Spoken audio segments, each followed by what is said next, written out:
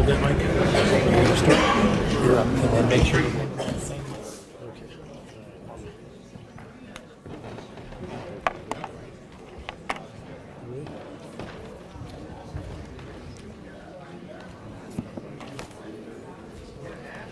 Okay. Good afternoon, everybody. Good afternoon, and thank you all for coming out this afternoon. I'm Tom Bevan. I'm a lawyer with the law firm of Bevan and Associates. We're a local law firm just outside of Akron, about 60 miles or so from here. And for 40 years, we've been representing people throughout the state of Ohio, as well as throughout the state of Pennsylvania. And we are proud to be a part of the East Palestine Justice.com team. It's been our mission to help people just like you who play by the rules but have been harmed by corporate polluters or corporate wrongdoers who don't play by the rules.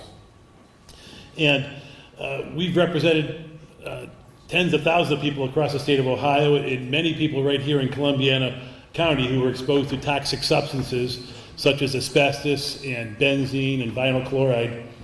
And I got to tell you, I'm just as mad as everybody at what happened here as everybody in this room is. For this tragedy really to happen so close to where I live and where I've represented so many people is personally very upsetting to me. Not long before the Norfolk Southern train derailed here in East Palestine, it passed about a half mile from my house where I live. My associate, attorney Josh Grunda from my office, he has family that lives right here in Columbiana County. And my wife, who was visiting her parents, was in the danger zone the day after that derailment. So we really do take this personally. And that's why my firm has helped to put together this amazing team of lawyers and advocates to speak to you here tonight at this public seminar about past train derailments and related public safety concerns, and some of the medical and legal issues which may arise following a train derailment such as this. Now, our speakers today have helped thousands in other communities who have been impacted by the effects of similar catastrophes. And we're happy that you all have come here today to learn more about what can be done to protect yourselves following this disaster. Now, before I turn things over to our speakers, I mentioned earlier about playing by the rules. Well, we as lawyers, we have rules that we have to follow, and we will follow them. Our rules for our profession are created by the Ohio Supreme Court, and they tell us that we're permitted to hold a legal seminar for the public such as this, but we're not permitted to answer your individual questions or meet with you one-on-one tonight. You are certainly welcome and encouraged to contact us for a consultation regarding this matter. There are information packets by the entranceway that if you haven't picked one up already, please pick one up. You can contact us at our website. It's eastpalestinejustice.com. And you're, of course, also always welcome to contact another lawyer of your choosing regarding this matter. But again, we encourage you to reach out to us after the meeting today. We're not permitted to answer your individual questions or meet with you about any individual specifics that pertain to you in this case tonight, but we are more than permitted to do it after tonight. Now I want to introduce you to one of the people fighting for the people in this community in this effort, Erin Brockovich. You've probably seen her on TV demanding answers from the company and governments in matters such as this. So I'm so happy that you can be here to address all of us tonight. I present to you environmental advocate Erin Brockovich. Erin.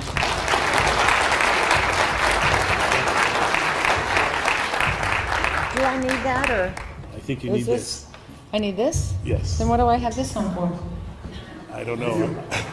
I'm just a lawyer, not the technical guy. Do I really need this? No? I don't know. It doesn't work. Hi. It doesn't work. Okay.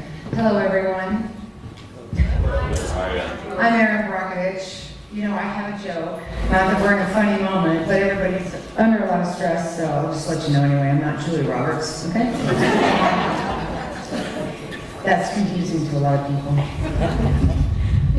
One of the hardest parts of my work in these types of situations is I truly, every time I come to a community that has been harmed, it breaks my heart.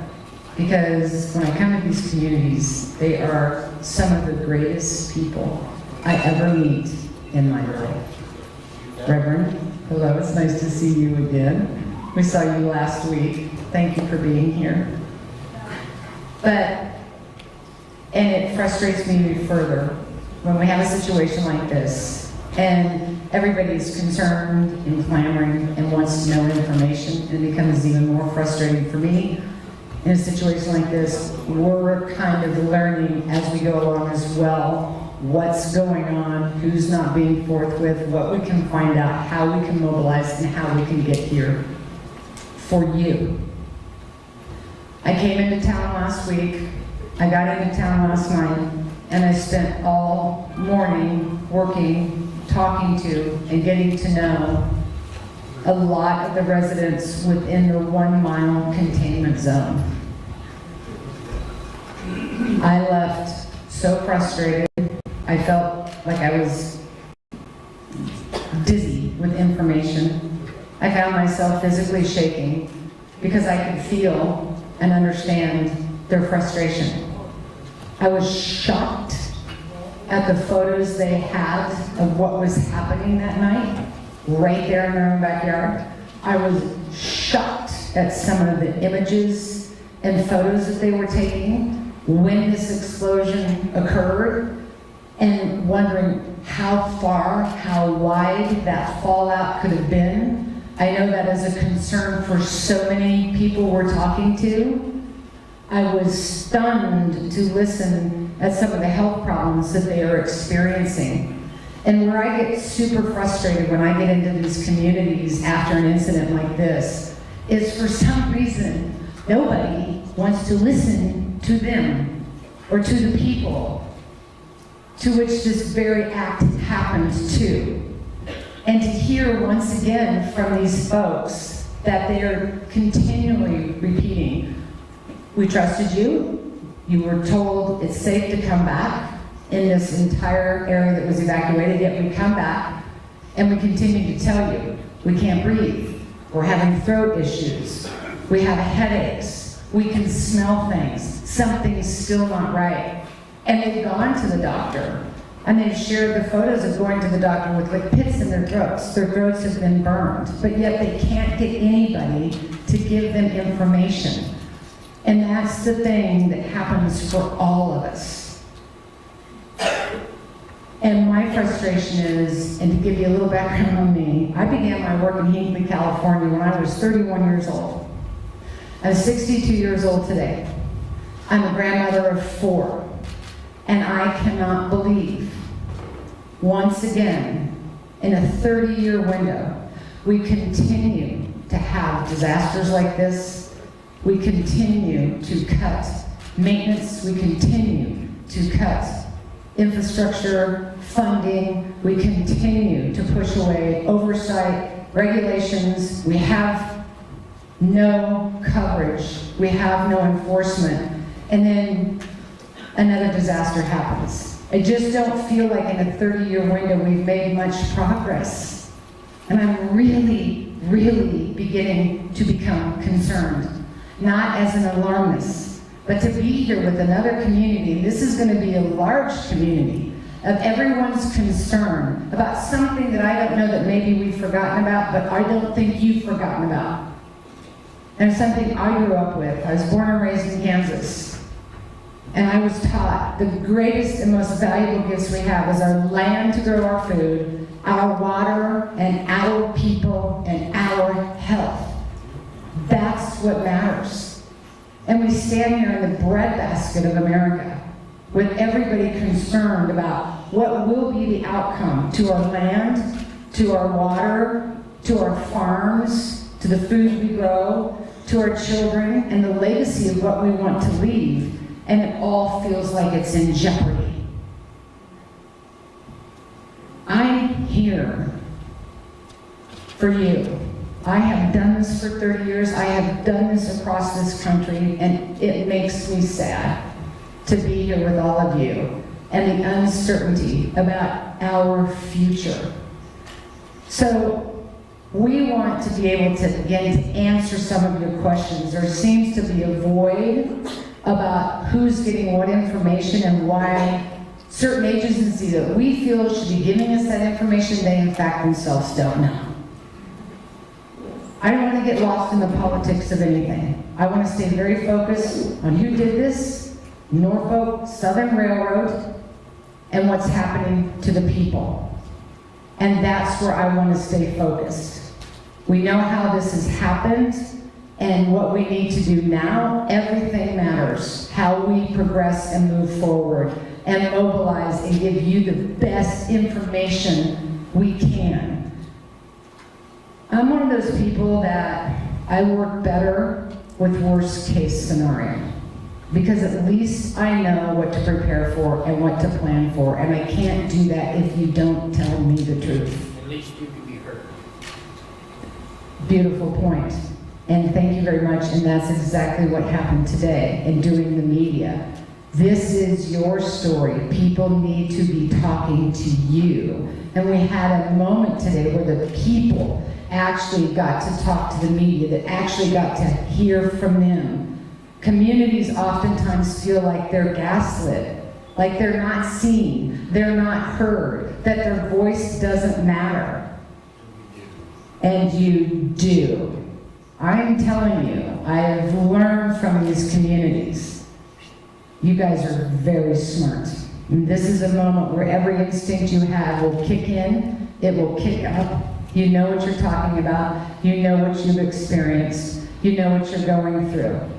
And you are absolutely right. We need to hear from you. Everybody needs to hear from you because this happened to you.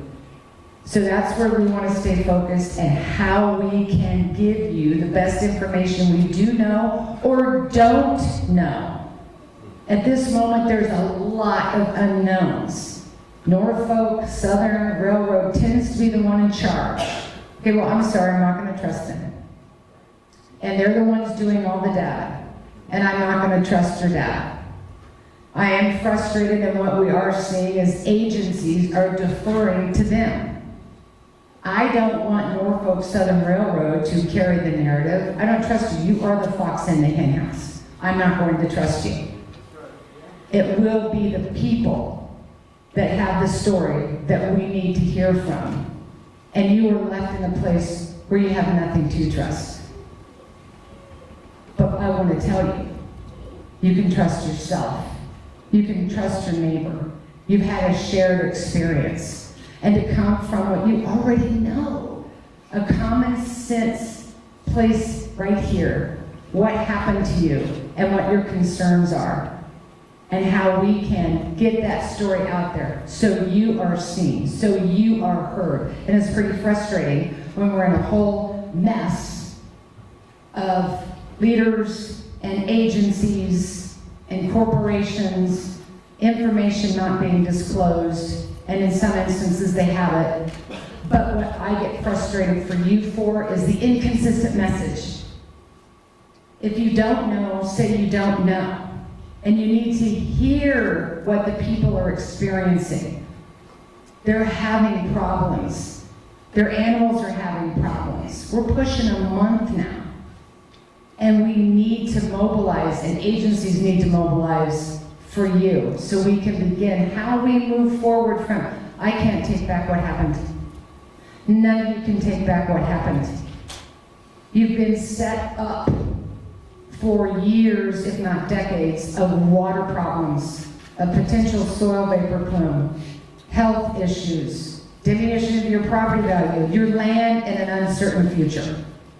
So I think it's very important from this moment forward, how we move forward in better protecting you, giving you the information so that you can have at least some idea, some plan, some preparedness for what might come or how you move forward. So I'm here tonight, and I work with a team that I do trust, and I will be here the rest of the afternoon, it's not nighttime, and talk with you. But I want to let you know, we see you, I hear you, and we want to work with you in whatever means we can. I have people calling me every single day that just need support, and to know we won't have all the answers, not yet. But that will come, but we need the answers sooner than later, or otherwise we become a community again that sits in the frog in the pot with the boiling water. And it just gets hotter and hotter and hotter, and when you jump, it's too late.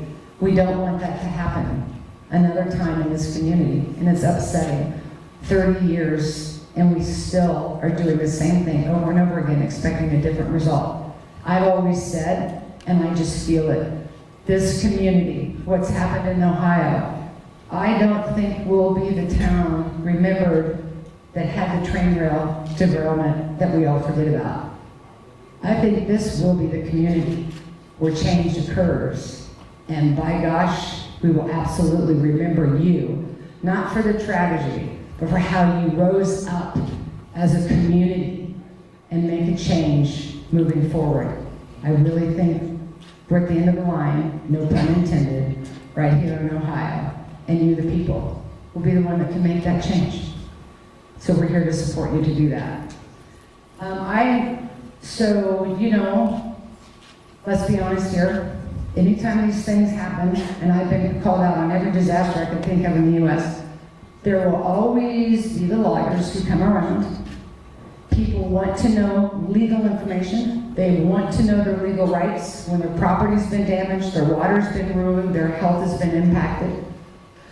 I consult with the law team that I've worked with all the way back to the PG&E fires, who are on the ground, and they stay on the ground with you till this is over, that are able to give you the information, ask your questions. Whatever you decide to do is your choice. It's just for us to give you information. Because if you don't have it, you can't protect and defend yourself and your health and your welfare.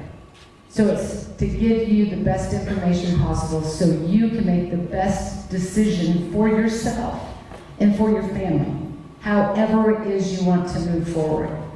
So Michael Watts is here. He's got quite a PowerPoint presentation. There's some stuff there that's frankly gonna maybe scare you. One thing I do know is communities, they handle the truth. They'll process it. They may not want to hear it. They may not like it. But what they won't handle is being misled or being lied to, especially when it comes to the health and the welfare of them and their family. So he has a long presentation, and I believe during that presentation, Bob Bocock will also be talking about a lot of water issues. Everybody has concerns and questions about the well water. Is the water impacted? What will happen in the future? So with that, and here comes Michael Watts. Is it still 160 slides? I don't know. You don't know? Okay, so this is why I'm not going to talk anymore. But this is Michael Watts. He and I have worked together on many environmental situations.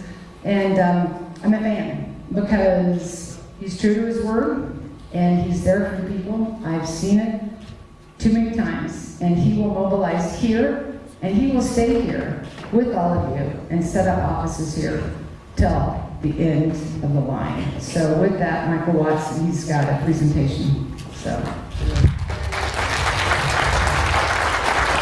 hope it's not 160. Good afternoon. Let me just start off with an apology. Who was at the school last Friday night? All right. I want to kind of give you some backstory. I'm in a long way of going about it. I'm here because of the Valero Energy Company.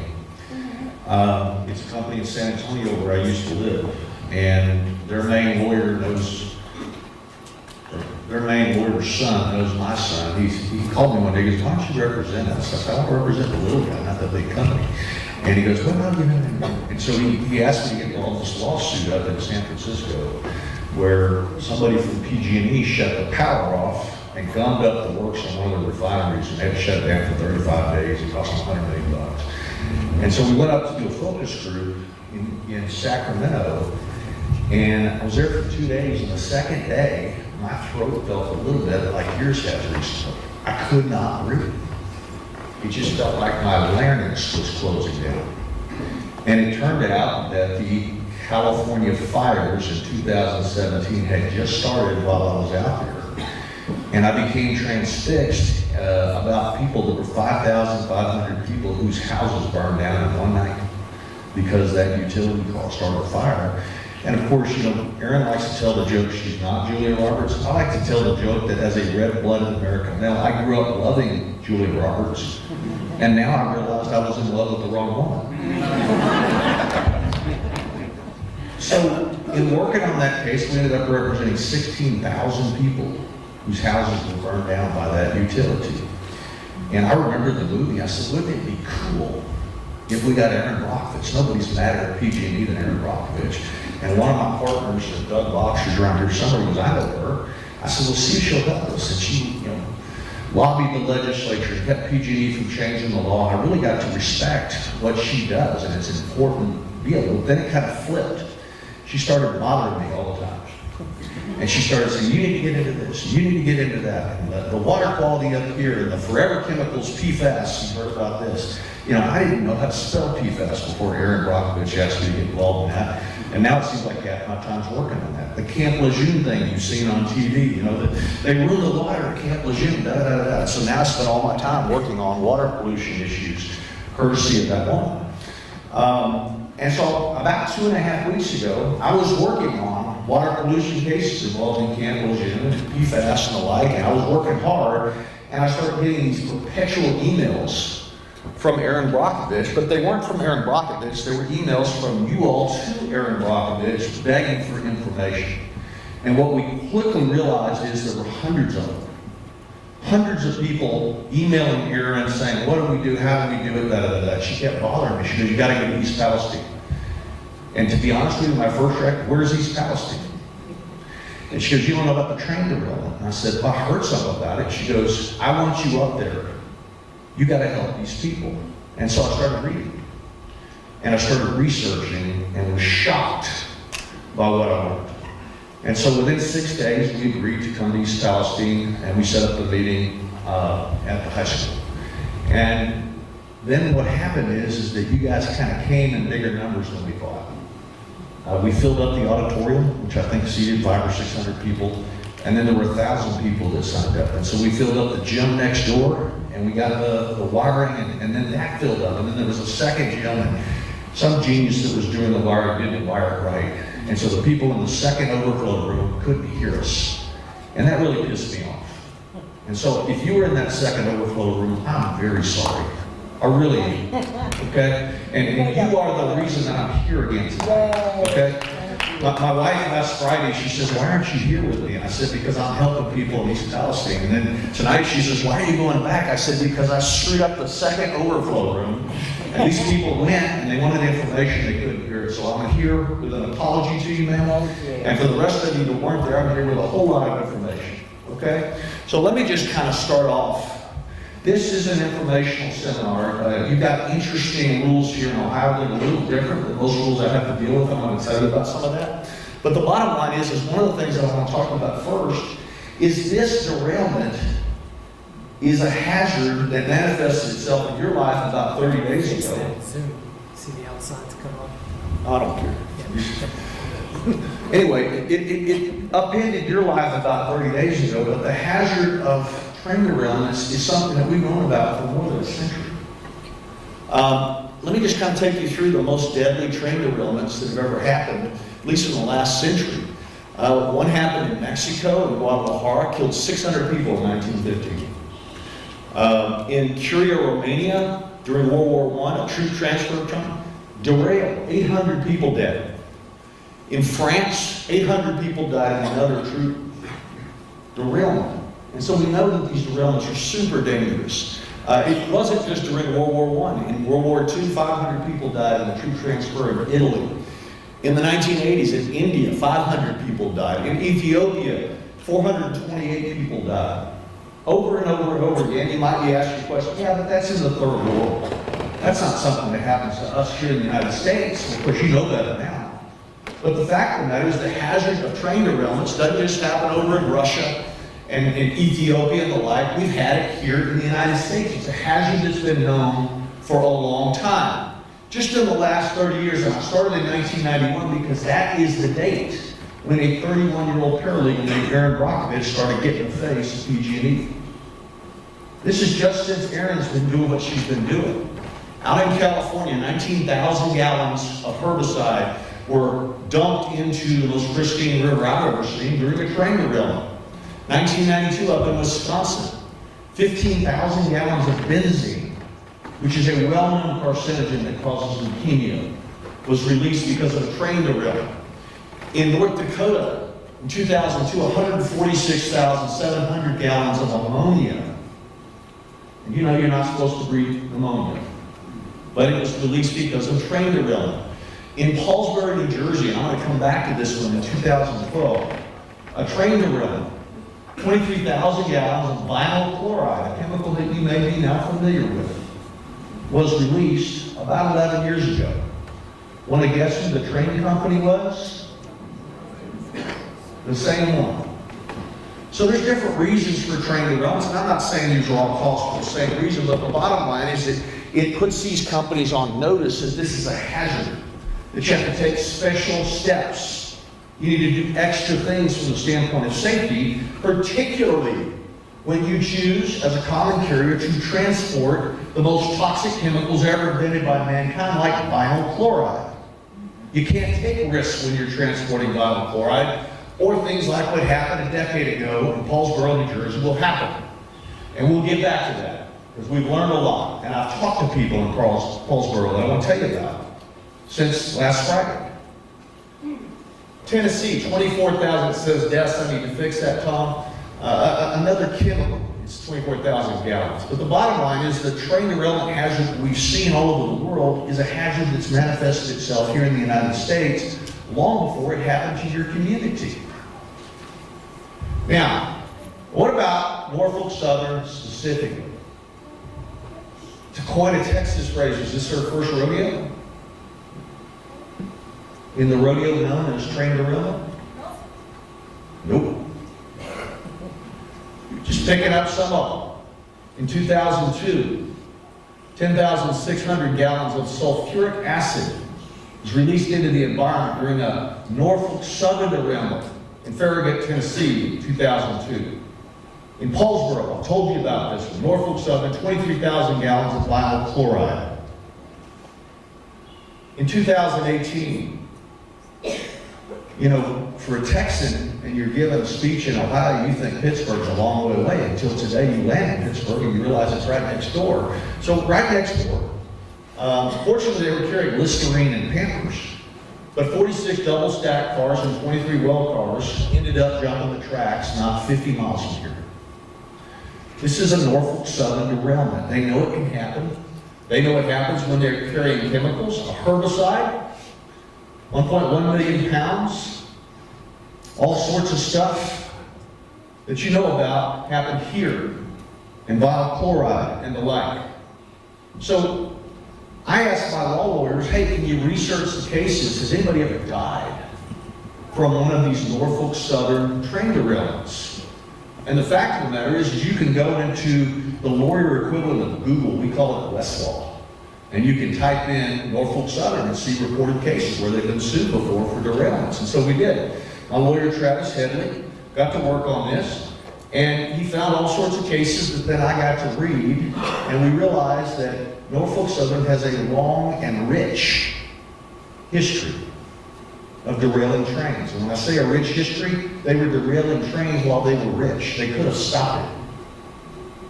And so we read all those cases. And we picked up a bunch of reported cases where they were the defendant, where derailments happened. But I want to talk to you about just one of them. This is the one in Paulsboro.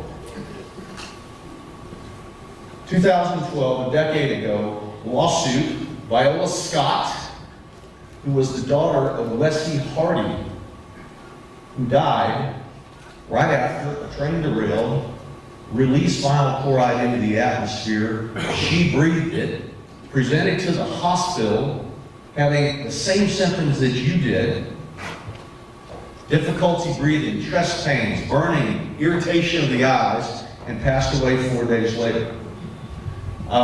her family filed a wrongful death lawsuit against Norfolk Southern. Of course, they carry insurance for these kinds of things, and they quietly settle it with confidentiality agreements, and they go on down the track.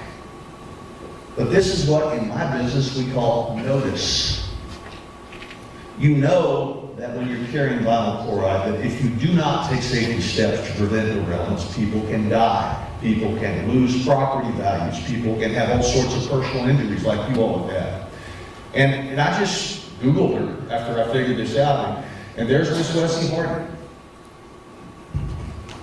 who gave her life because of what Norfolk Southern has chosen to do in not preventing derailments as it transports vinyl chloride and other highly toxic chemicals across the railroads here in the United States. I talked to a lady from Paulsboro 3 days ago.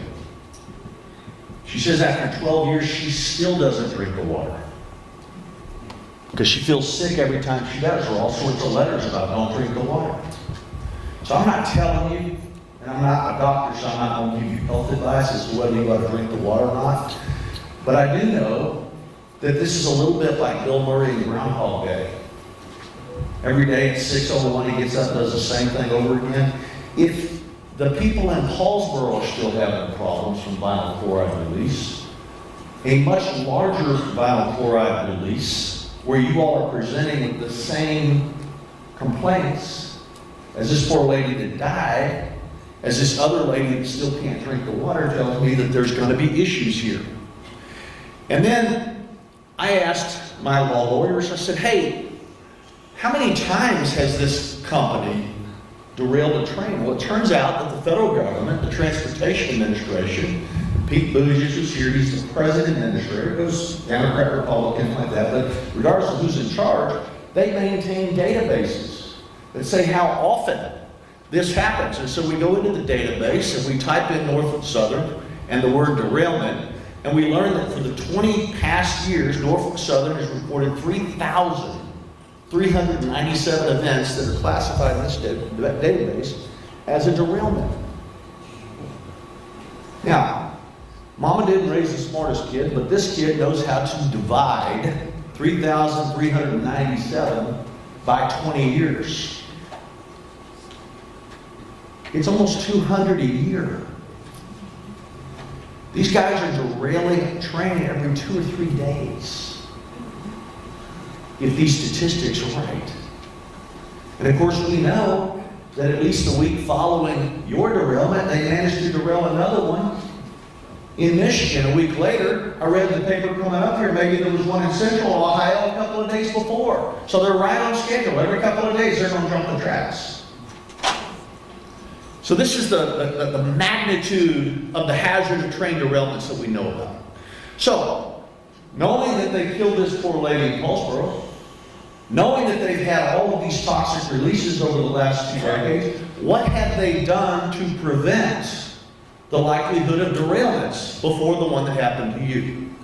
Well, we know that in 2012, there were 79 vehicles carrying hazardous materials that were involved in accidents. By 2022, that number had gone up almost 10 times to 770. Why is that so?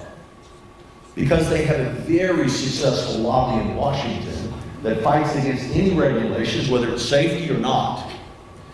Now, at the same time, they're saving money by not investing in safety technologies. And there's technologies that you can put on these cars. And there's also a technology that God gave us by the eyeballs, where you can pay for people to inspect your tracks. You can pay for eyeballs to inspect your cars. You can pay for extra technology. In your case, the extra technology to detect rising heat. As you're going along the track, you either do it every 5 miles or not.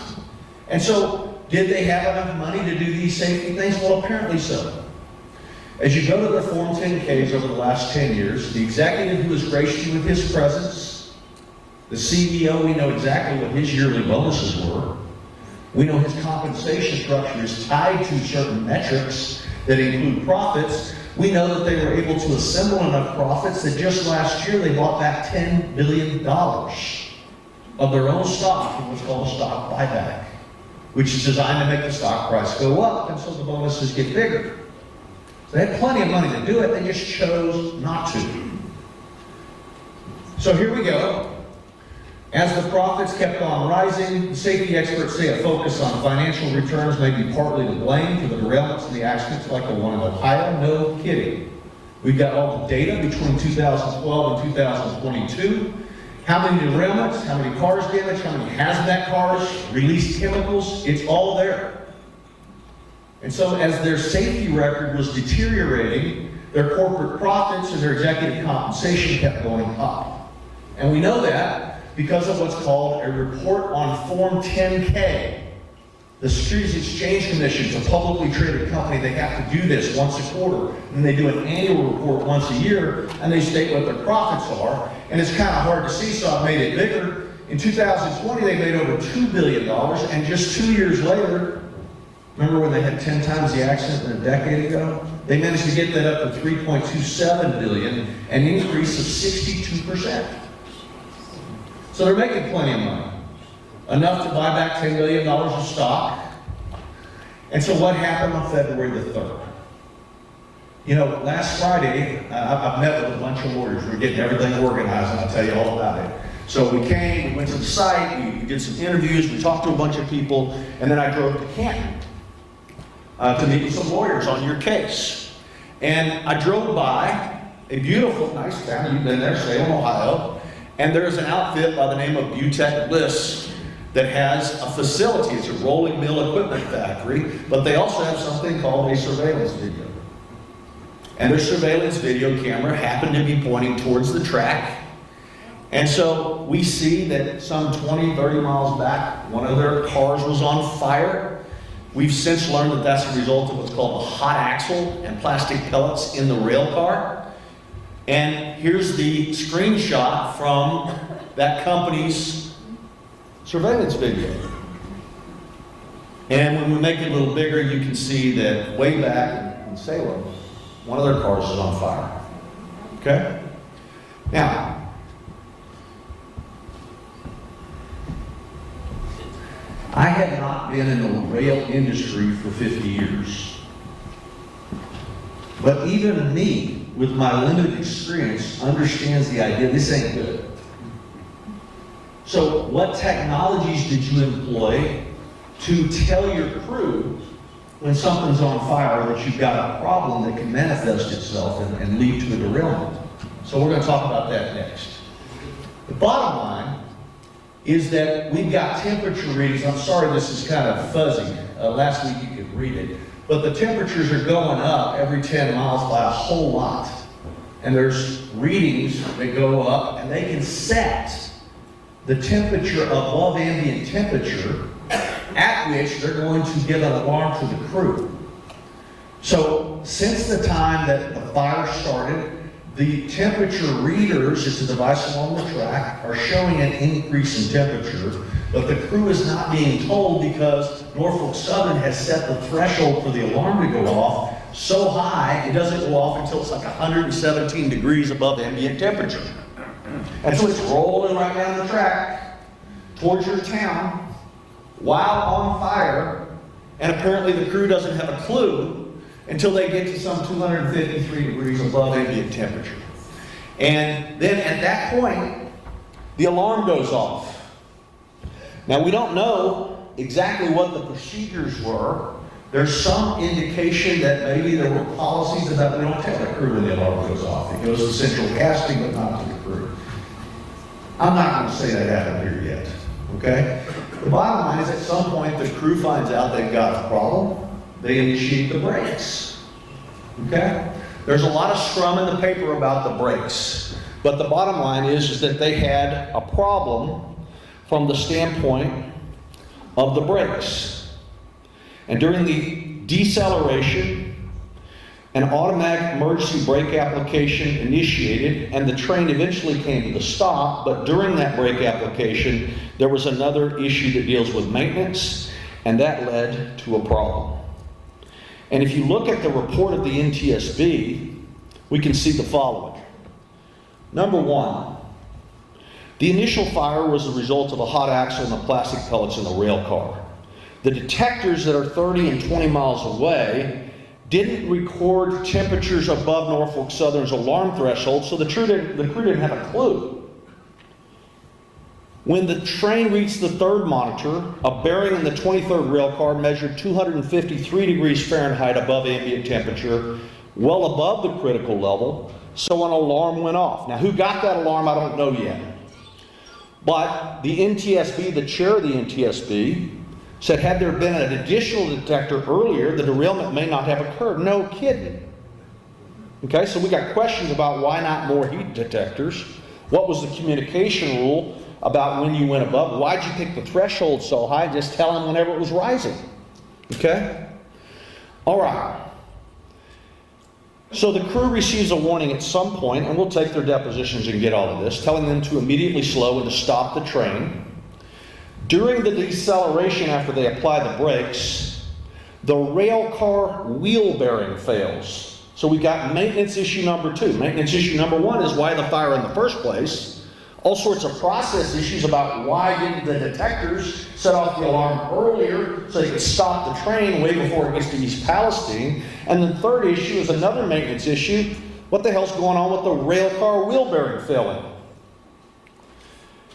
The interesting thing is that the NTSB report says there are various causes for these roller bearings to overheat, including 1, fatigue cracking, 2, water damage, and 3, mechanical damage. This is where the budget from the standpoint of inspections means everything. And I'm telling you folks, it's almost like that movie with Robert Redford, All the President's Men, where Deep Throat keeps saying, follow the money. I promise you, I've been doing this for 33 years.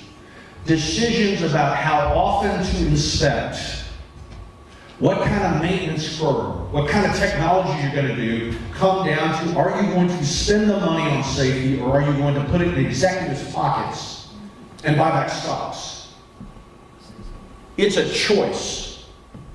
And when we get in their file cabinets, we will see the documents with respect to projected profits, anticipated profits, bonuses tied to profit levels, maintenance deferrals, fighting regulation in Washington to keep from having to do things that may cost money, that can prevent something as simple as fatigue cracking, water damage, and mechanical damage, that can cause an application of the brakes not at high speed to cause a train that's over 1.5 miles long to jump the tracks.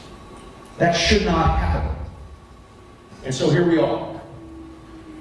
Now, you've all got a different story, and of course we're going to want to hear that story from each of you. But the tale of the tape is 38 cars derailed. Fire damage an additional 12 cars, according to the NTSB. Here's one of the photographs of the train of fire. This is what you all saw before they made the decision to do what they called a controlled burn of vinyl chloride a couple of days later. Now look, on this controlled burn, anytime there's one of these big events, people want to light up everybody for everything that happened. And it's real important that we not get caught in that. We've got to get to the facts. And the bottom line is, I just want to tell you, I don't know whose call it was. I don't think it was the railroad. I think it was regulatory authorities. Vinyl chloride is extremely combustible, extremely flammable. And I think this controlled burn, rightly or wrongly, was an effort to keep your town from blowing up. Okay? I'm not saying you're happy about it, I'm not asking you to be happy about it, but the more I read about it, I kind of get the idea, okay? Now, so we have the controlled burn. Your town looks like a Hiroshima bomb. I talked to a gentleman that rides motorcycles from right here in Columbiana. I mean, he said, I'm right outside town here. And I took a photograph straight up. It was over my house. This thing was huge, okay? I want every one of your photographs taken. I want you to go to your computers. I want you to go to your phones and preserve that evidence, okay? If you decide to get involved in a lawsuit, you have a affirmative duty to preserve evidence, but this is extremely helpful, and I'll explain why in a little bit. All right, so that happened on the 3rd. Let's talk about what happened after the 3rd. I do want to throw a shout out to the Fire Chief Keith Dragut, to the mayor, who I met last Friday, the mayor of East Palestine, Trent Conaway, and frankly, even going up the stream to the governor of Ohio and Pennsylvania. I know that a lot of people are mad at him, and this is a bipartisan shout out. As these things happen, the worst thing you can do is not provide information, okay? I don't know whether the information they're providing you is accurate, but at least they're trying, which is good. The EPA administrator's here, he's trying. I want to give an unusual bipartisan shout out to your 2 United States senators, Sherrod Brown and J.D. Vance, from violently different wings of 2 different political parties, but they're working together on this. And there's a bill that I want to talk to you about in a little bit. But the bottom line is that there's action. It should have happened before the fire, before the derailment. Okay? And it damn sure should have. I agree with you. Okay? But if there's one good thing that's going to come out of here is if maybe America wakes up and doesn't keep buying into this nonsense from the rail companies that we can't do basic safety things to prevent these things. Congressman Johnson was there the whole time. Yep. But the senators weren't. Okay. So the bottom line is this. While all the politicians are showing up trying to placate everybody, give them information, Norfolk Southern stays on schedule. Remember, they've got to derail a car every 2 or 3 days. So they go up to Michigan and they derail one. And we keep going. Another shout out. 2 citizens of East Palestine took it on themselves, Jessica Conrad and Jim Stewart, last Wednesday, I think. Remember the CNN town hall? They flew to New York. They confronted the CEO and they jumped in his face. And as Mr. Stewart looked at the CEO, he said, "You burned me." The bottom line is this company burned every one of you. Okay? So my message about politics is this, and I try not to bring politics in, but you see it all over this, is whether or not there should have been regulation, whether you agree with the Democrats or the Republicans to say it's too expensive, I don't care.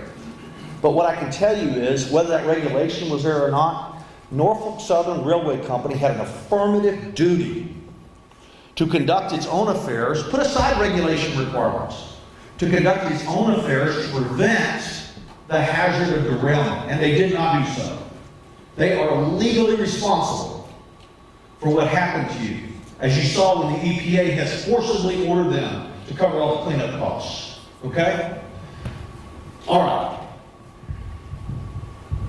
I do a lot of litigation involving transportation things, planes going down and the like, and the NTSB, the National Transportation Safety Group, they don't have a reputation of being quick. I've had a bunch of private plane crashes where they seize all the evidence, they put it into a warehouse, and we don't get to see it for a year, and we don't hear a thing until they get around to doing a final report. They do deserve some credit for getting their preliminary report out within 3 weeks to tell us what the hell is going on. And it was a good report. I agree with most of it. Okay? All right. But you're in the middle of a political game of whodunit. Everybody's pointing sideways. This comes from the far side. I think it's like everybody's saying, shoot him. Okay? And again, I don't care whether you're Democrat or Republican, but you've seen it. And again, I want to just warn you about some of the ways that politics is leading to accusations that don't have anything to do with why we're here. Okay? You know, President Trump came in, I guess it was Wednesday last. Good photo op, and frankly, I think they all should come. Okay, so I commend him for coming.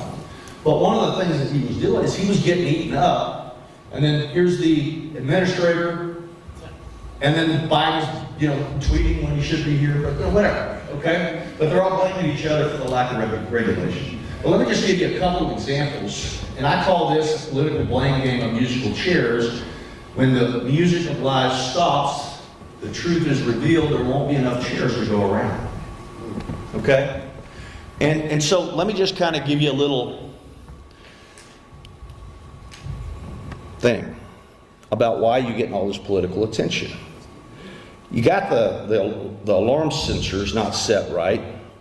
You've got an issue that was all over the papers when I first started reeling this about these brake rules. Pneumatic brakes should have been on here. The fact of the matter is that was an Obama administration rule that Trump rescinded. Okay? Whether he should have or not, I'm not getting into that, but he was smart to be here because he was in the political crosshairs when everybody thought it was the brakes. That regulation didn't have a thing to do with why we're here. I'm just here to tell you, okay? So, with respect to the brake regulation, you could have pneumatic brakes and still have a failure because of this particular fact, okay? But there's all sorts of stuff about rescinding rules, this, that, the new legislation going to put it back. You know, I think it's good legislation, but the threshold of the rule under the Obama administration is there had to be at least 20 train cars of highly flammable liquid.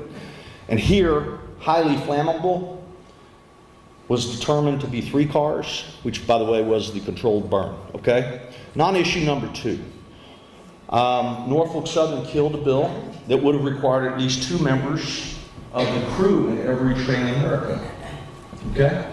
And frankly, I like the idea of having more than one guy there. I mean, this train somehow rolled down the track for 30 miles and nobody knew that it was on fire, so, you know, but this issue about whether there should have been 2 in there doesn't have anything to do with why we're here.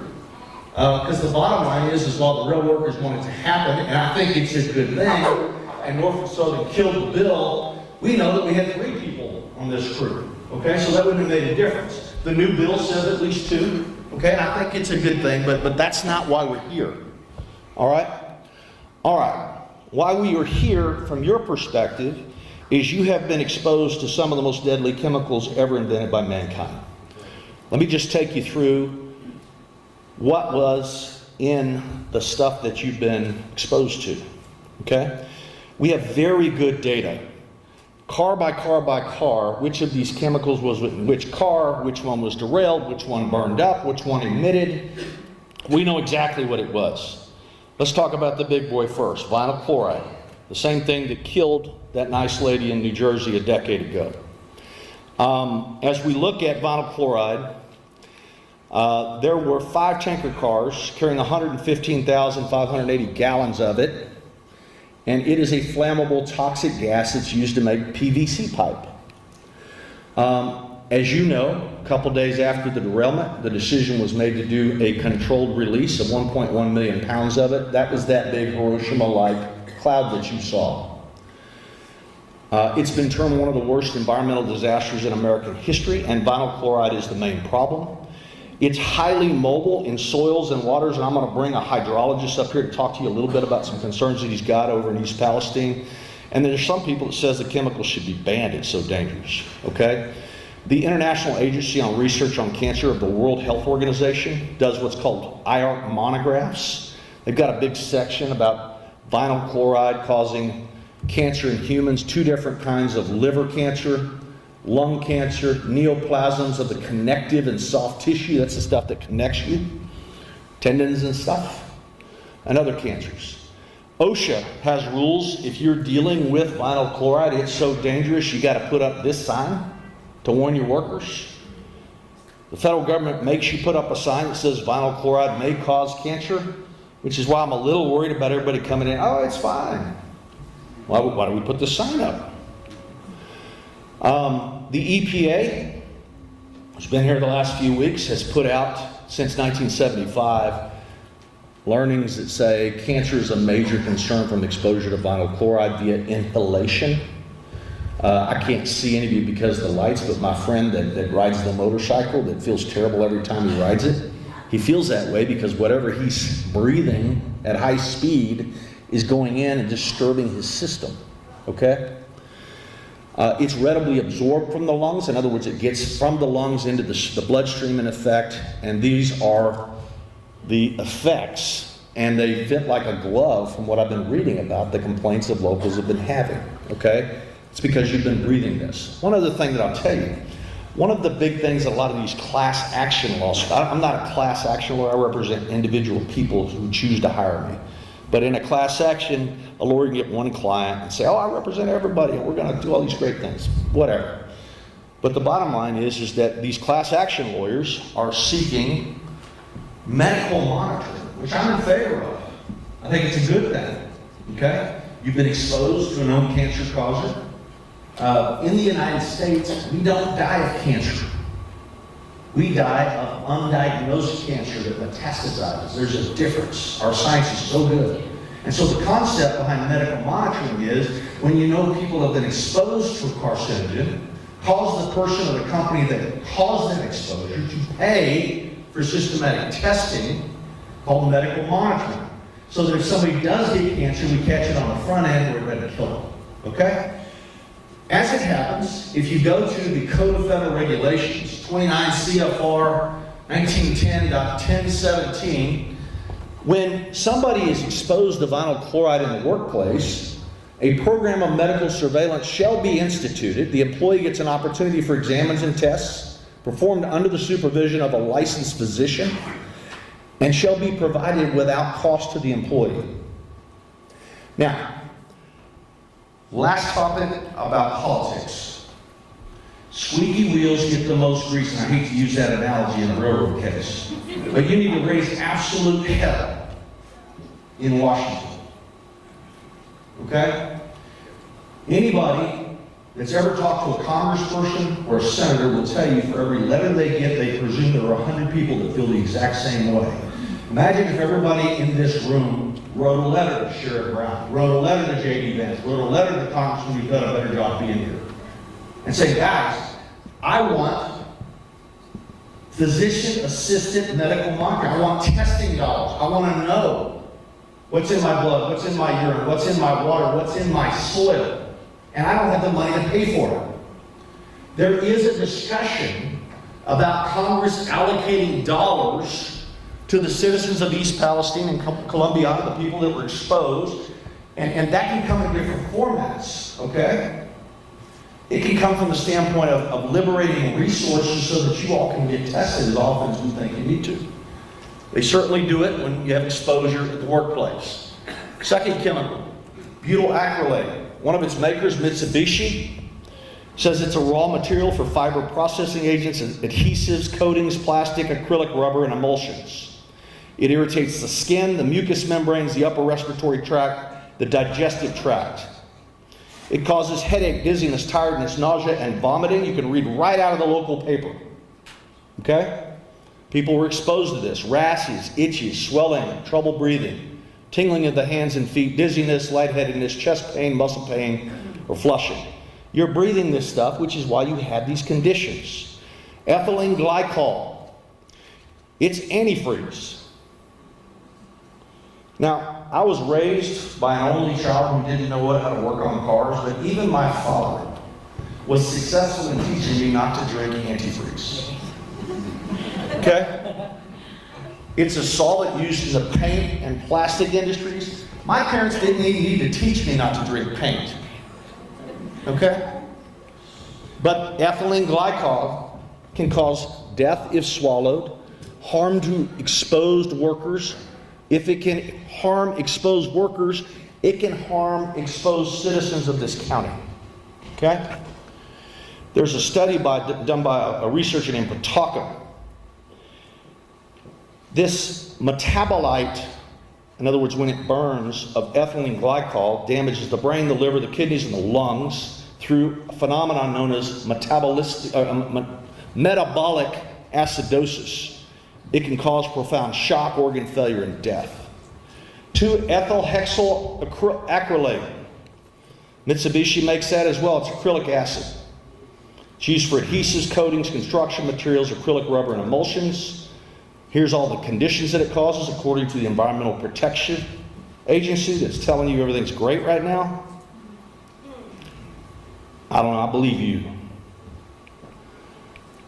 Isobutylene, it's used for lubricants, adhesives, coating material, sealing material, electrical insulation.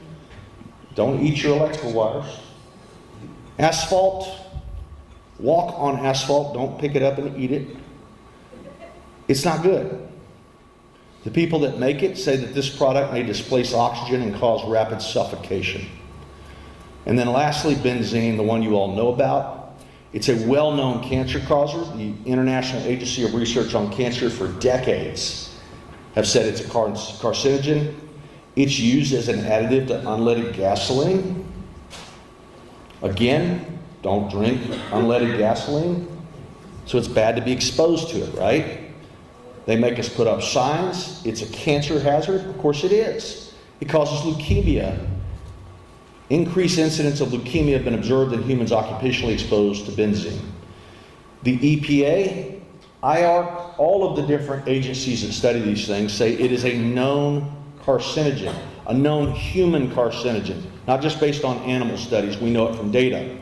Last one is dioxin. That was not being carried in the train, but when all these other bad things are being burned up through the combustion process, dioxins are created. And dioxins are a chemical known to cause cancer, birth defects, and other reproductive harm. All right, so that is the soup of horribles that you were exposed to. So what do we need to do? There is a difference. You just got to trust me on this. There is a difference between the court of public opinion and a court of law in federal court. Okay? You have a job to do with respect to both. In the court of public opinion, you need to jump on every one of those politicians until that bill that just got introduced includes money to get you tested immediately and persistently, and to get all that crap out of your soil and out of the water and the like. But in a court of law, I've got to show up with evidence. Before last Friday, when we screwed up the second overflow room, again, I'm sorry, we put up a website, eastpalestinejustice.com, and the reason we did it was to let you know we were coming and to tell you to click here for registration and then click here for a location of testing sites within 50 miles of East Palestine, Ohio. I wanted the list of labs for diagnostic testing to you as quickly as possible. And I'll explain the case why, but I want you to get tested yesterday, okay? If you're in Ohio, there's lots of Quest Diagnostics, there's lists of them. This PowerPoint will be on the website. Just go get tested. Your blood and your urine. I'm not saying it's going to show up or not, but if it's not there, you'll get some peace of mind. If it is there, you know you've got something to deal with. In Pennsylvania, there's a whole bunch of them as well, okay? If you can't afford the testing, take urine samples and date them. The reason is that in prior benzene release cases, I know that benzene specifically only stays in your body so long and then eventually you dissipate it. And so you can't prove that it was there. It can cause cancer between 1.5 and 15 years later. But I have to prove it was there in a court of law. Okay? It's not enough that you were around and you say you were exposed. I've got to prove it was there. So test your blood, your urine if you can. And then I want to give you a little bit about the people who collected all this information. There's 3 law firms involved. This is Tom Bevan who introduced us. He's got a bunch of lawyers working on this with us. Excellent firm. And all these folks are working with us. My law firm is called Watts Guerra. Alicia O'Neill, my law partner, is here. She helps organize all this stuff. I think she actually came back again today to interview Bernie Kozar's sister, who's agreed to help us. Bernie showed up on Friday, God bless him, and he's just been great. My partner Jay Henderson, my partner Paige Bolt is in the back here, ready to go to work. Doug Boxer is here. His partners Gary Morrow and Michael Bernard with Sunridge Legal. They're all working on this. And then, of course, we've got non-lawyer consultants, including Erin Bob Bocock, who is a water expert, a hydrologist, and then I've got a medical doctor that works for me. He's been working on all the toxicology for this. Bob, are you around? I can't see anybody. Right here. Come up here for a second and just tell them a little bit about what you observed over in East Palestine with respect to the water, if you would.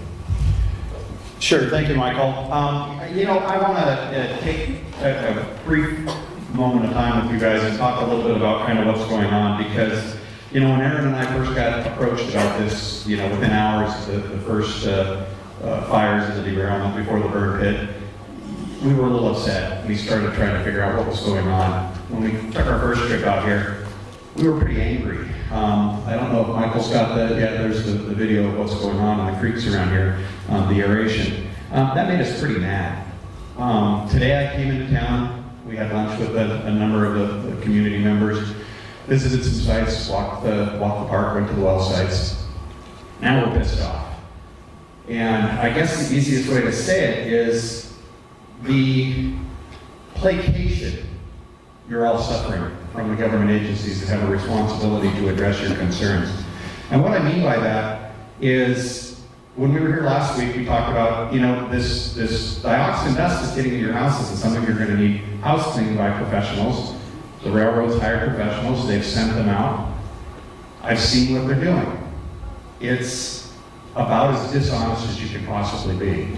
They're literally taking pesticide packs from Home Depot, jumping in a white suit, going into the houses, and literally fogging them with chemical. And I'm thinking, you're supposed to go in there and wipe dioxin up. You're not supposed to go in and fog with chemical. The lady whose house this was actually provided the material safety data sheet that they gave her with what they were basically fogging her home with. It was disinfectant. It was organic disinfectant. Why would you disinfect a house that is covered with black soot from a dioxin-driven fire, from the monochloride burnt it? I mean, it was just that placation. Erin and I walked out of the restaurant, and we were approached by some of the press, and we were asked questions, and there was a gentleman from the press who was very challenging, and he said he had just had a conversation with the State of Ohio Department of Environmental Protection, and what was going on in the river was not aeration, as I had described it. I was describing it, and everyone go home and Google it. It's on the Ohio website. They're aerating the creeks. But this gentleman proposed that in fact what they were doing at this location was they were vacuuming off the chemical from the soil, and the aeration process was encouraging the formation of certain bacteriological, and this is a process that's done in science where you can actually aerate bacteria, get them excited, and they will consume or eat these types of chlorinated carbons. But you don't do it in this temperature, you don't do it in this setting, you don't do it the way that they were doing it. So he challenged me, so I kind of questioned myself and walked over with another air expert that we have here with us, and we looked at the systems, and sure enough, they're just pumping from over here, putting it in a pump and spraying it back into the creek right over there. It's simple aeration. When that happens, those chemicals are just going into the air. Erin will tell you, I'm a skeptic. I really feel for what you guys are going through, but I always test to verify, look at these things and look at them really, really hard.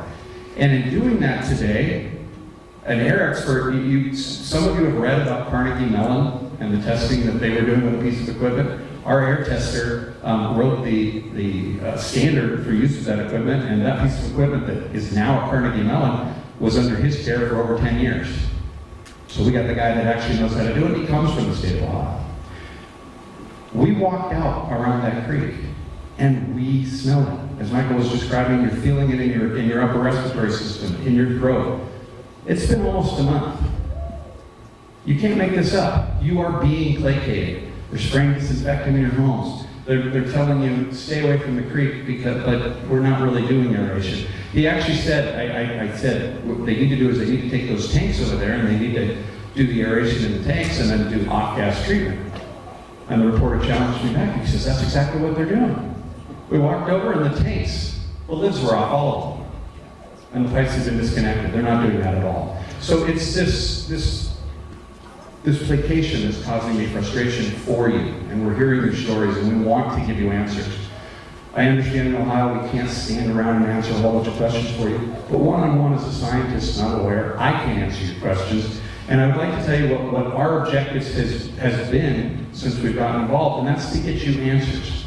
We are working with the city, and we are trying to get a water treatment system on in the city. I will tell you, knowing what I know now, those chemicals are going to show up much sooner than later, and we need you to have that water treatment equipment on now. So I will tell you, the mayor and his staff, we visited with them this afternoon, are working on that. We're going to try to get that equipment on. We said clean the houses. We didn't say go in and fog them with, some Febreze or some Lysol. That's absolutely insane. But we're trying to get these things done and trying to get out ahead of them. One of the other things that we're trying to do is over where the derailment actually occurred, where they dug the burn pit, is go over there and start an extraction well field where you actually start sucking the contamination out in the concentrated area, creating a second cone of depression where the water will go in that direction and not towards the city's drinking water wells. But we need to evaluate where all the private wells are, because we've learned there are a lot of private wells in that particular area. So whether the government wants us here or not, we are here to help, and we are here to provide real science-based solutions to help you mitigate this problem. It is not going away. I've been saying, and I'm consistent, that the dioxin contamination, the smoke, the soot that's in the soils, I mean, for those of you that have seen, whether you've seen it online or you've seen it on television, that black cloud over this entire community is something you look at with great awe. And it's very, very frustrating that they can downplay it. It really did impact you. That soot from that smoke is going to be an environmental problem for 5 to 10 years. The chemicals in the groundwater system that float on top of the water, the dirt between the surface and the water is called the vadosome, is approximately on average about 25 to 30 feet. The migration, because of the creek system, they rise, they fall, the pressures change, is going to cause migration in unusual patterns and rapid patterns. The state of Ohio has said through your surface water protection plan that those chemicals in the water, that the aquifer doesn't provide any protection because the migration is so fast that the contamination can occur at such a heavy rate. You heard Michael, you heard Erin talk about various things that we've been involved in. We've been involved in hundreds of communities like this, and we've felt the pain, and we want to make sure that you have the answers. We're not here to placate you. This is going to be a long, long, hard road. I equate this to a story of a situation that Erin and I were involved in 11 years ago, just across the Pennsylvania border in New York. A train derailment occurred in 1970 with a similar chemical to vinyl chloride called TCE, which was a solvent. One rail car of 35,000 gallons, not 4, not 5, 1. That rail car spilled.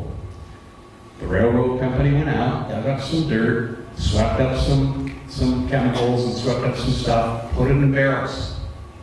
They put 55-gallon drums in the bushes.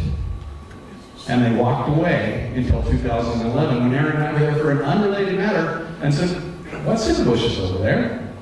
And we went in and we found those 250-gallon drums full of vinyl chloride TCE-like chemical, and it had rusted out, and the chemical had all gone right back into the environment. They had just abandoned it. Now the perspective and what I want you to understand about this story is through, you hear the EPA say, we're going to hold them accountable and they're paying for everything and we're going to invoke Superfund. The way Superfund works in this country, it will take decades before you get any real action. Decades. So they go through a remedial investigation plan, they go through a site assessment, they go through all these things.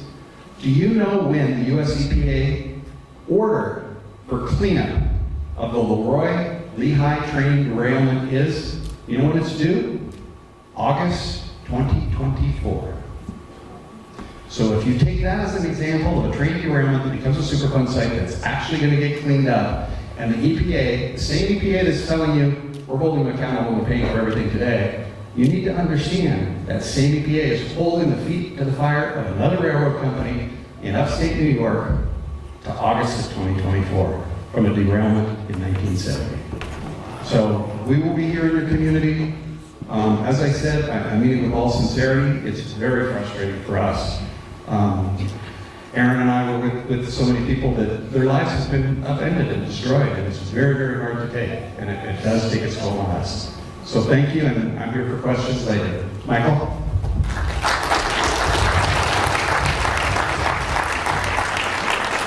Okay, before a guy from out of state can come in here and give an educational seminar, which you guys call it here in Ohio, there's certain things I have to tell you. Well, we've got 3 different firms working. We're not a partnership. We're 3 independent firms kind of working together on a project. Our non-lawyer consultants like Bob, and Erin, and others, we pay them for their services, okay? Because we want them here getting you information. There are a lot of good lawyers in Pennsylvania and Ohio to consider. I'm leaving here in about 30 minutes to drive to Cleveland to meet with a lot of them. Okay, we're trying to get everybody organized on your behalf. If you've already retained a lawyer, ignore everything that I've said and listen to your own lawyer.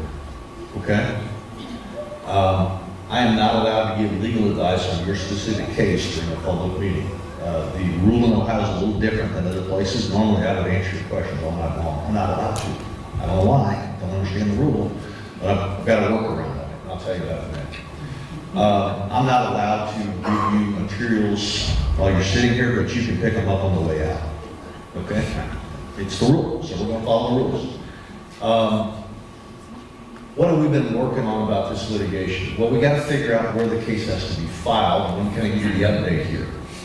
When an Ohio resident, or a Pennsylvania resident for that matter, sues a Georgia corporation, that creates what's called diversity jurisdiction, which means it has to go to federal court. There's a way to bust it if one of those three crew members was an Ohio resident. Maybe we could do it in state court, but I don't have any reason to know that yet. Otherwise, we're going to federal court. There are rules about where you file in federal court called venue rules. The venue rules say, well, the accident happened in the northern half of Ohio, and you're in the northern district. It's split up into different divisions, depending on the county where it happened. And so we know the county where it happened, we're sitting in it. And those cases are filed in the Youngstown division. So what do we know about the judge in the Youngstown division of the Northern District of Ohio, where the venue would be appropriate to file these cases in federal court? That's her name. She's Judge Benita Pearson. Here's what we know about her. She graduated from Georgetown University in Washington, D.C. in 1985. She went to go work for British Petroleum for 7 years, and then she went back to law school. She graduated from law school from Cleveland State in 1995. She was apparently really smart because she got to be a federal clerk, which takes really good grades.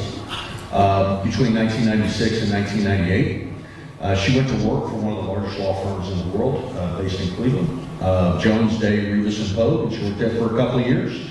Then she became a prosecutor, an assistant United States attorney, prosecuting and trying criminal cases. She did that for 8 years, and then she was named the U.S. Magistrate Judge, which is kind of like an appointed judge by the other federal judges. She did such a good job in 2010. She was nominated by President Obama, confirmed by the full United States Senate with the permission of both of your senators at that time. And so she's been a federal judge since 2010. She has about 12 years of experience. Now, where do the appeals go if one, the plaintiff side and the defense side doesn't like her rulings? Well, they go to something called the United States Court of Appeals. There's 13 or 14 of them across the country. All appeals in federal court from the state of Ohio go to the United States Court of Appeals for the Sixth Circuit.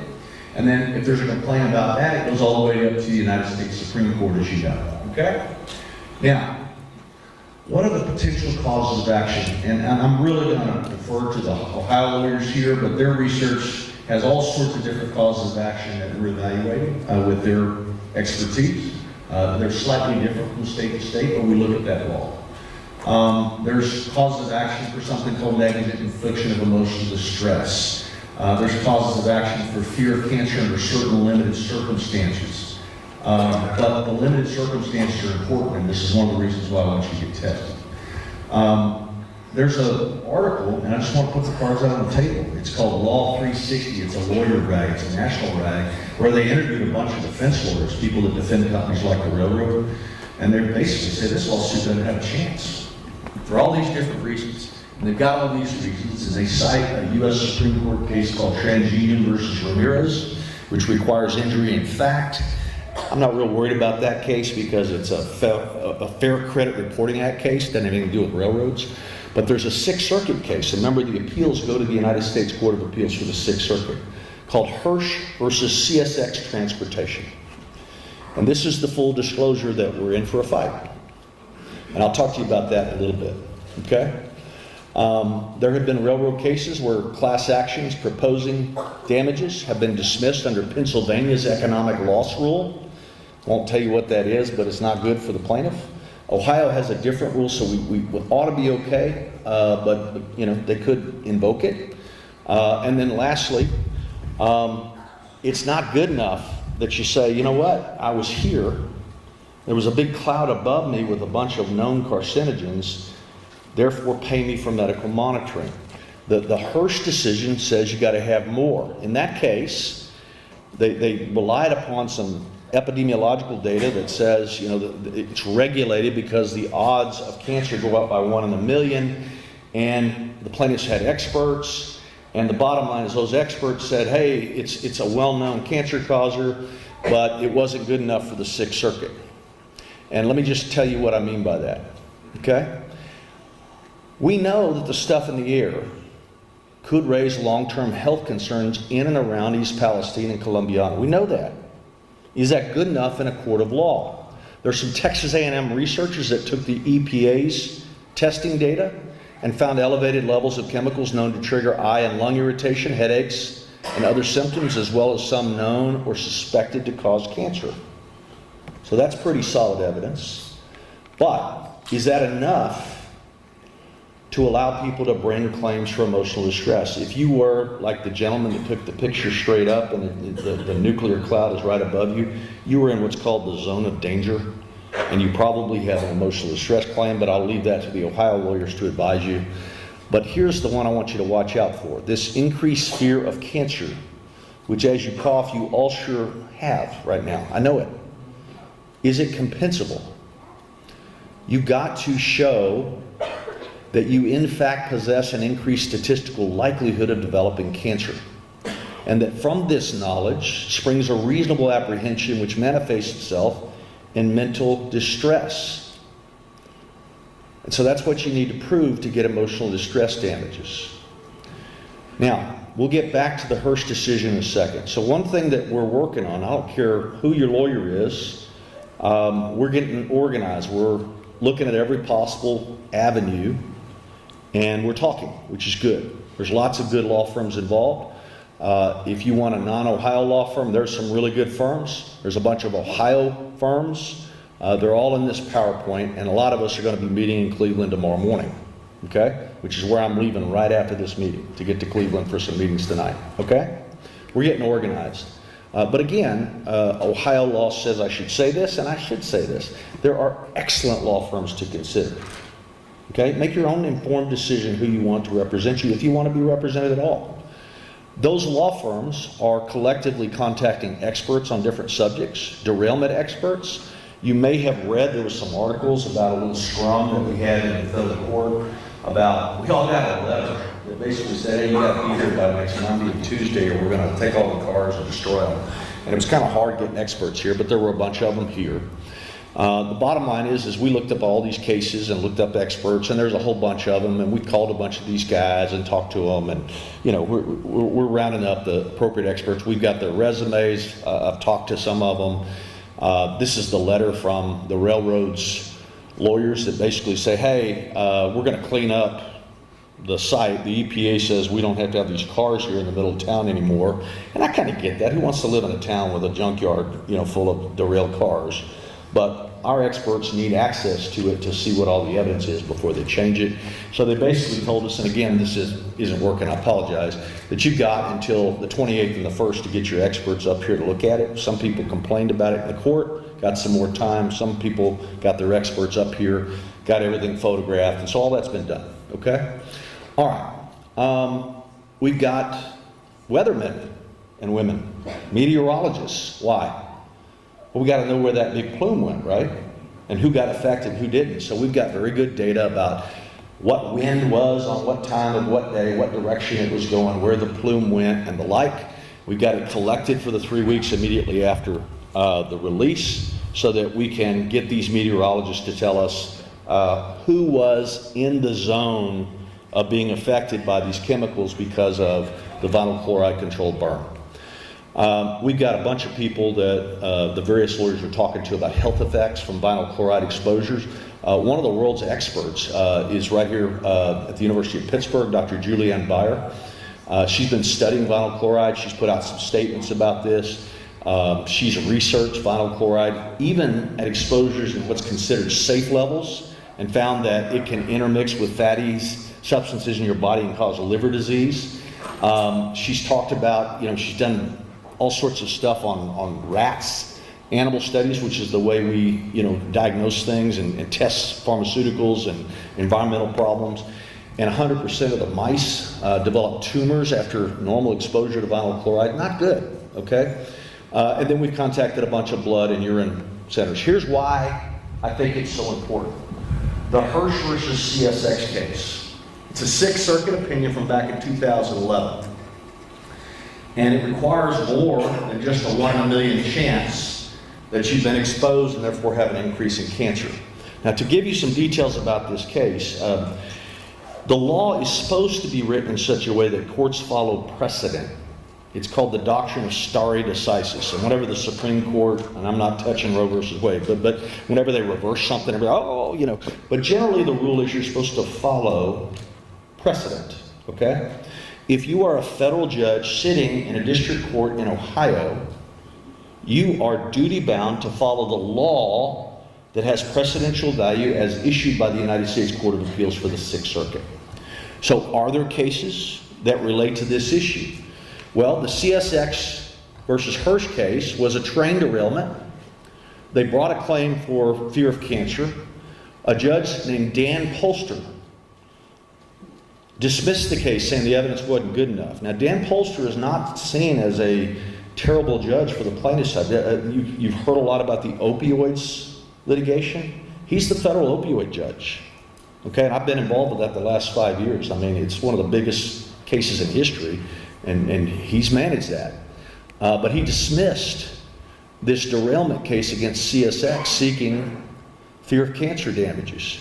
And basically he said their experts said, we know that they're distraught.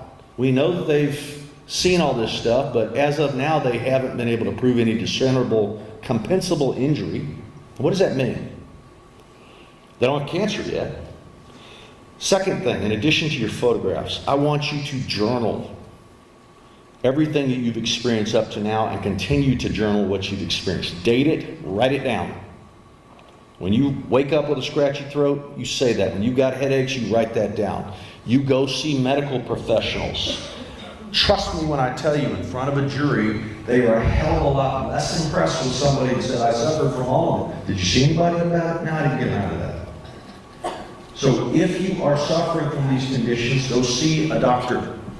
Okay? There's things that you can do that help that, by the way. Okay? But you need a discernible, compensable injury, something that you can prove.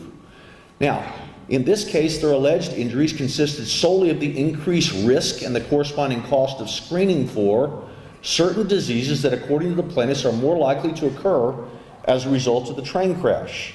And that was the increased risk of cancer because of what they were exposed to. But the Sixth Circuit says, but the question remains, are these plaintiffs actually at such an increased risk of disease that they are entitled to a medical monitoring program? Now, here's where the court kind of threw out a favor to us. It's called dicta. It wasn't the holding of the case, but it's like, well, perhaps they might have been able to survive summary judgment had their expert provided some indication as to why medical monitoring would be the standard practice for riskless remotes. Perhaps, though we do not require blood tests in every toxic tort case, the plaintiffs might have survived summary judgment had they obtained that kind of evidence. Okay? So again, you get tested or not, it's your decision. I would do it for my own health. It also helps a lawsuit if you can show that this was in your system. And God forbid, I hope every one of you come back negative. Okay? But at least you'll have the peace of mind of knowing. All right. One of the rules in any litigation is it worth your time? Can the company pay? Norfolk Southern is one of the big four railroads in this country. They are a cash cow. They've been ordered to pay for the cleanup. They really didn't want their stock to go down, so they immediately disclosed that we have $1.1 billion in liability insurance. That's that same insurance that paid off the lady that died over in New Jersey. Okay? Is that enough after they have to pay for all the cleanup and everything? Probably not. So do they have money on top of that? Well, we go to their annual report on 10K, which ironically was, filed last week right before we came here, I think on the day that President Trump was here. And they say, okay, here's what we got. And they admit losses associated with such an accident could exceed our insurance coverage, resulting in a material adverse effect on our liquidity. What's their liquidity? They have about $12.7 billion in what's called stockholders' equity. They have a lot of cash on hand. They can pay for this. Last thing I want to tell you, and this is the bummer. I mean, I love doing these meetings and sitting here and answering all your questions until the night is over. But there's something about your rules that say I can't do that.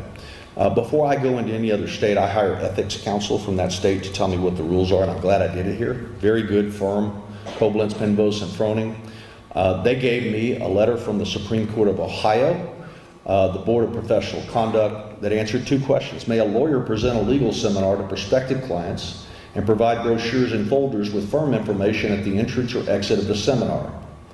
And you can do that, but you can't personally distribute them. So they're outside if you want to see them, okay? But I'm not going to hand them to you because that would violate this letter.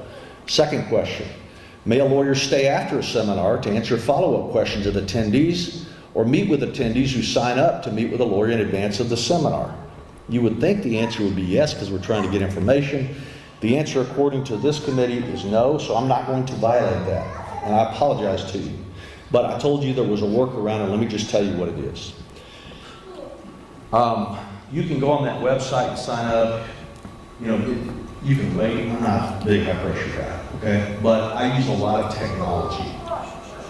I do a lot of communication with clients via what's called telephonic town halls, video, text, this kind of thing. So if you do that, we're going to ask for your email address and your cell number. It's not because I'm going to be bothering you. I'm certainly not going to sell it to anybody, okay? But it's the way that I can give you updates and like that. So Monday night at 6:30 Eastern, if you are one of the people who has signed up with my law firm, you will get a call on the number that you gave us, and you'll have the ability to press *5 or whatever it tells you to do, and you can listen in as I go through, and basically I've got a big long list of questions that people have asked that the Supreme Court of Ohio's Ethics Committee says I can't answer today. But I'll answer them on Monday with respect to people who are my clients. Some parting thoughts. Number one, your health is the primary thing that matters here. I always tell people, do not let a lawsuit get in the way of your life. Okay? It's your decision whether you stay or go. It's your decision what's in the best interest of your family. My advice is to get tested for your own state of mind and continue to get your blood, your urine, your water, and your dirt tested till it's all clean. Get tested before too much time passes. The benzene release case in South Texas 10 years ago, benzene dissipates out of your bloodstream after a certain amount of time, okay? I don't give medical advice. I employ a medical doctor who keeps me from saying stupid stuff, but I am not a doctor. Consult with your own doctor. They know what they're talking about. I said last week we'll be doing additional town hall meetings in East Palestine and Western Pennsylvania on March the 2nd. I guess I lied. We're only doing in Ohio tonight because of this meeting I got to go to, but we'll be back on the 8th, okay, to cover both East Palestine and Western Pennsylvania. We're here tonight because the EPA is in my high school auditorium, but I sure love this theater. It turned out to be really lucky. And then lastly, you can pick up our firm's materials outside.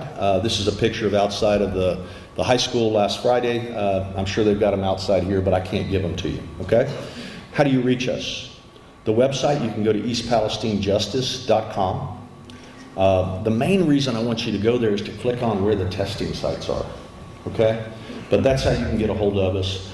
Afternoon, last Saturday, we have colleagues located at 96 North Market Street, Suite 14, to answer your questions. I'm very proud that Bernie Kozar's sister has agreed to help us, which is super cool. Thank you, wherever you are. And we'll have staff there to try to answer your questions, okay? You can call us at 330-470-8296.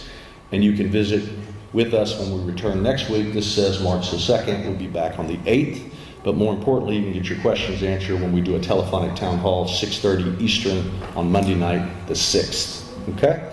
We're going to try to get you as much information as we can. This is a fast-moving situation. We'll have a lot more information on Monday than what I've even given you because 50, 60 lawyers are getting together tomorrow and comparing notes, and we will keep getting smarter and move the case along as quickly as we can. It is inexorably slow, but while the legal process takes a long time, the political process does not. Take advantage of that bill that just got filed and demand that they put testing dollars in there so that we can get you all tested as quickly as we can. He says I've got the address wrong. 12 East Main Street, Suite 14. Okay. Right next to the donut shop where I pigged out last Friday morning. Sprinkles, yeah.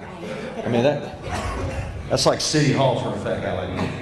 Guys, thank you for coming. I apologize I can't answer your questions tonight. Monday night, 6:30. We appreciate it, and God help you.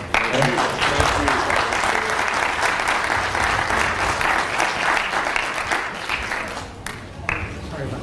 No, is it wrong? Here, let's fix it real quick. Hold on. Oh, it's right around the East corner. Main Street? It's right around the corner. Well, somebody gave me East Market. Yes. I gave you the wrong Back in town. North 12 East Main? 12 East. Yes, sir. Yep. And then there's another one that says death. Okay. Okay, and then hold on, just fix the other typo. Awesome. So you focused. And then you want your tail off on this. Okay. Tell Tom. Hey, Tom, you want a copy of it now that I've fixed it? Gave it the wrong address last week, you turd. I told you guys that a week ago. He's been a little busy. I mean, what have you been doing? So busy. Sleeping. I don't know whether we're allowed to.